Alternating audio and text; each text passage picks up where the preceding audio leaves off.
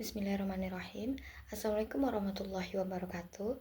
Halo semuanya, perkenalkan nama aku Mutiara Salwa. Dan pada kesempatan kali ini aku akan membahas tentang cara perhitungan pajak, norma pajak, dan cara perhitungan pajak dengan norma pajak. Materinya simple sih, tapi buat aku sedikit deg-degan.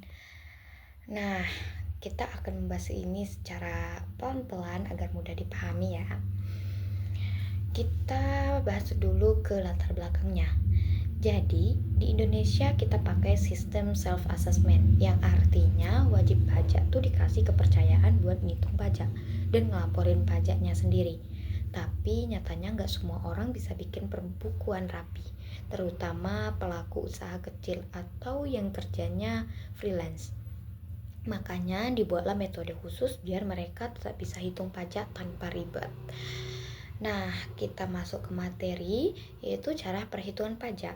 Sekarang, cara perhitungan pajak ini yang pertama wajib pajak harus tahu dulu berapa sih penghasilan bruto.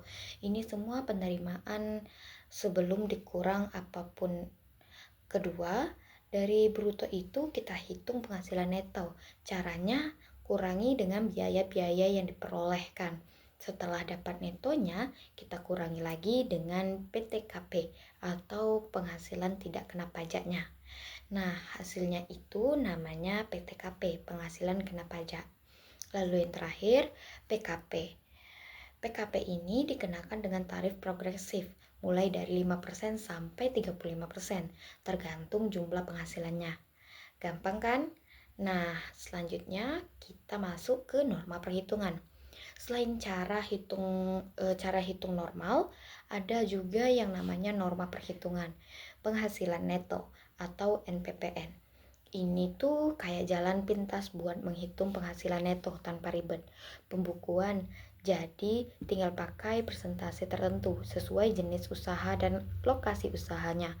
Tapi NPPN ini juga buat wajib pajak orang pribadi dengan omset kurang dari 4,8 miliar setahun, dan syaratnya wajib pajak harus ngasih pemberitahuan ke DJP paling lambat 3 bulan pertama tahun pajak. Kalau nggak lapor, otomatis dianggap memilih pembukuannya biasa saja.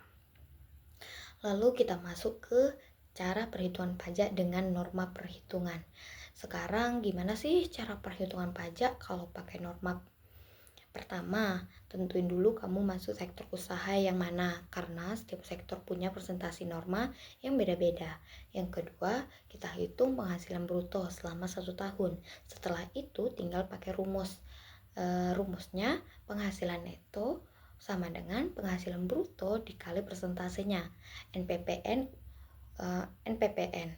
Dari neto ini kamu lanjut ngurangi lagi PTKP-nya, terus dapat PKP dan dikenai tarif pajak progresif seperti biasa. Nah, jadi dari materi ini saya dapat simpulkan, intinya NPPN ini membantu banget buat wajib pajak kecil yang nggak mau ribet bikin pembukuan. Cukup tahu persentase normanya, terus kalikan dengan penghasilan bruto, kurangi PTKP, lalu kenai tarif pajak. Tapi ingat ya, metode ini ada batasan omsetnya dan harus dilaporin dulu ke DJP.